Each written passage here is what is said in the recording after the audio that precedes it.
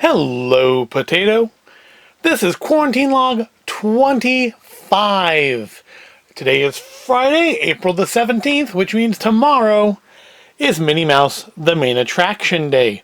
So look forward to my complaining about that in tomorrow's Quarantine Log, because I'm sure it's not going to go smoothly. But today, we're finishing off the first box from the closet. Looks like there's just some Lego Star Wars left in here. So let's just dump them out. Alright, put that bin aside, because a lot of stuff's going to go back in the bin. Maybe not this stuff, but stuff. Although I think the pod racers we have here are, well, there's a penny. We have a penny in there. And POGs. You know what? These are the last thing, literally the last thing I ever did at KB Toys. We were doing, that's why they said these tags on them, because these were actually giveaway packets. They were trying to reintroduce them, and what year? Well, 2005, obviously. 2006 would be the year this was done. Because I noticed these are back again, not in these packaging, although I think that same symbol is being used. But I noticed that Target has POGs over in their little pop culture section by the Stranger Things items.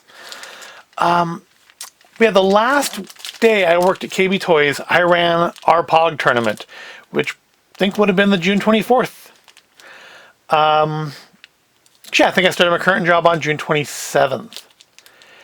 Yep, these are Series 1. I don't think there ever was a Series 2, but the thing was, you had to come in between 10 and 12 and battle me at POGs, and you would win an uncut sheet of POGs. And as noon approached, like literally nobody was interested. I mean, I was like begging kids, do you want to play POG? No one wanted to play POG. So, as a result, I did end up giving, I got one kid finally to play, right around noon. And he beat me, because I let him. And we gave him a sheet of uncut POGs. But there were actually two sheets. Hold on, let me find, I think I still have it, hold on. Yep, here it is. This is the last thing I ever took from KB Toys. Because we had more than one of them. And it was my last day. And I don't know that my boss would have objected, but he wasn't there. But yeah, I took one of the uncut sheets of POGs. This was a Marvel superhero one, which I don't remember us actually selling. They weren't in the selection that we were doing at the time anyways. But yep, this was, I don't know if this was the full set. I don't think so. It's just collect all 60. But yeah, this is literally the last thing I did on the last day at KB Toys was to do a POG tournament with one contestant, and take one of these for myself. I think the other one was the normal POGs. Why don't we open one of these and see what they actually look like? Because I have a spare. We can keep one sealed and open up the other one. It's a one-time thing. Let's make sure we get it on camera in focus. Let's just readjust that too.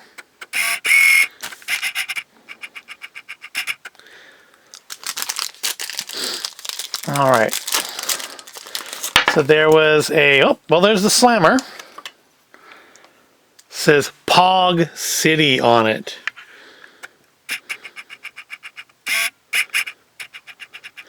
Gonna take you down to POG City where the grass is green and the girls are pretty.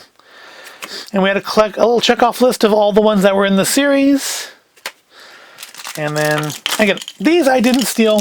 We were giving these away. That's why they have the little POG tournament tag on them. They were giveaways. I probably had a bunch still in my pocket when I left on the last day.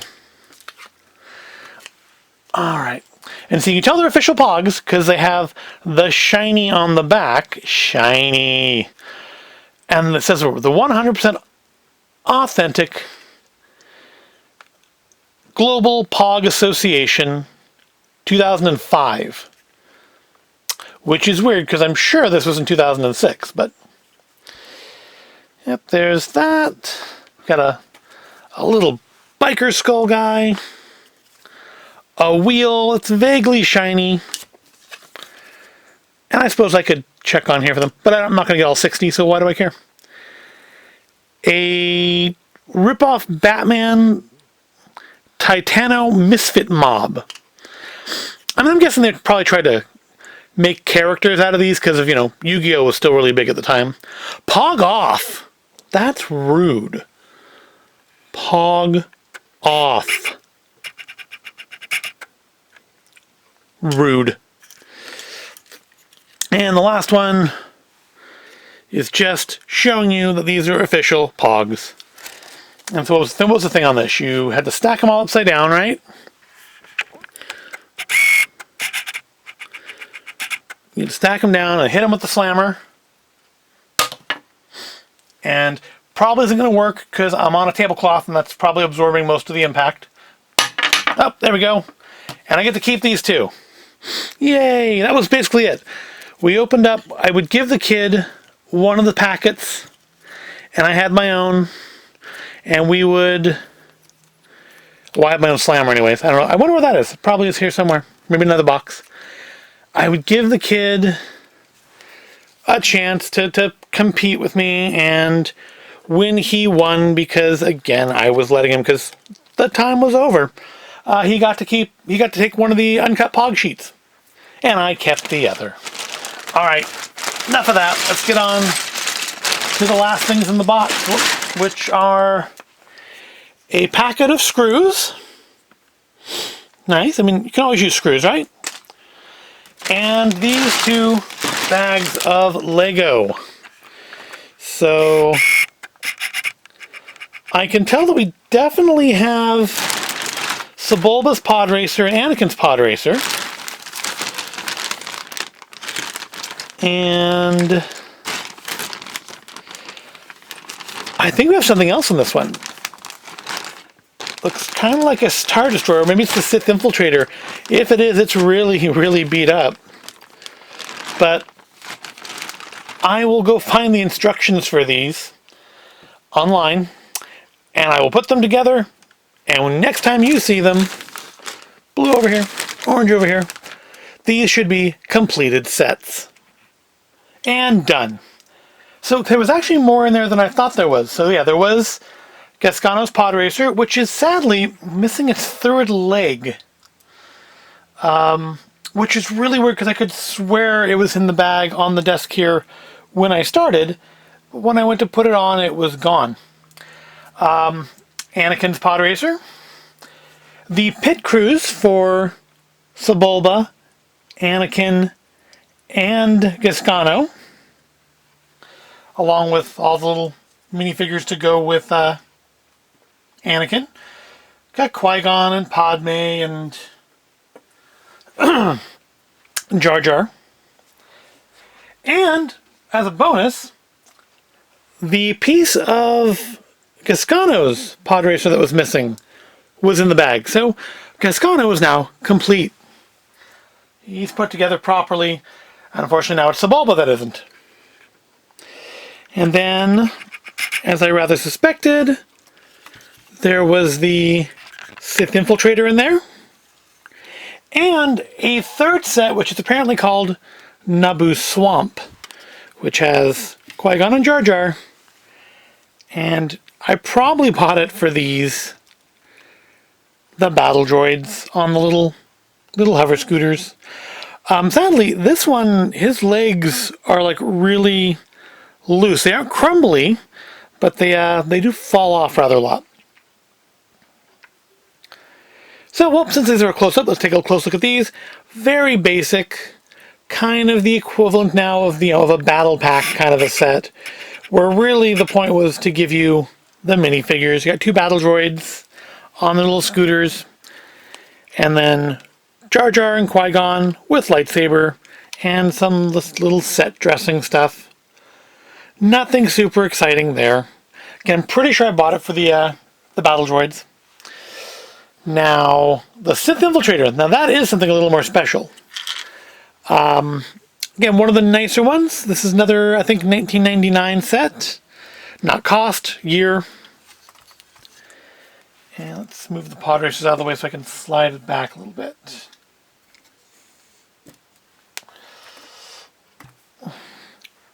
Alright.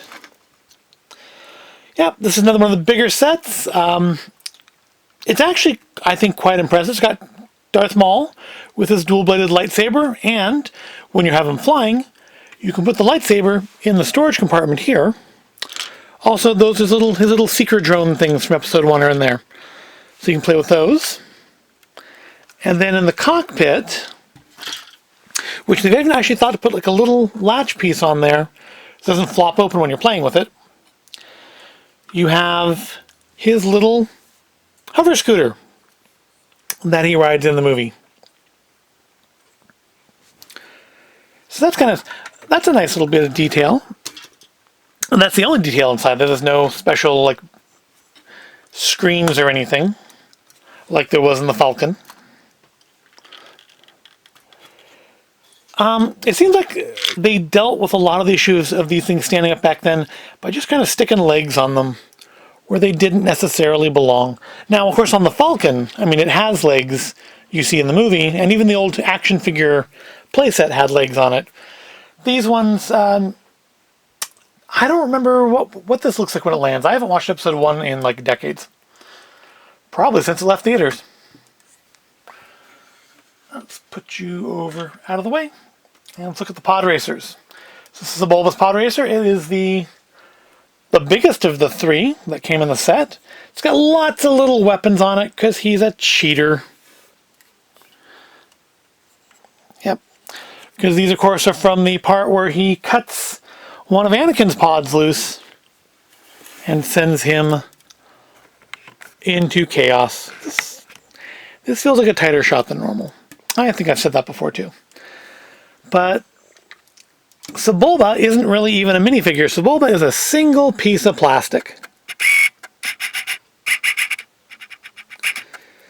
Yep, no posability at all. He's basically one of those little plastic army men with a Lego mount on him. But he does fit perfectly into the cockpit. And it's got the little chrome tailpipe on it. I guess it wouldn't be a tailpipe because it faces towards him. So I guess it's air intake, which I don't know why you'd need since the engines are up here. But also the engines spin. Have little spinny pieces, and I think I put that on backwards. That's supposed to go up there. Yep, the only thing missing from him is his third leg to make him stand up properly. Anakin, of course, is the smallest of the 3 in the set.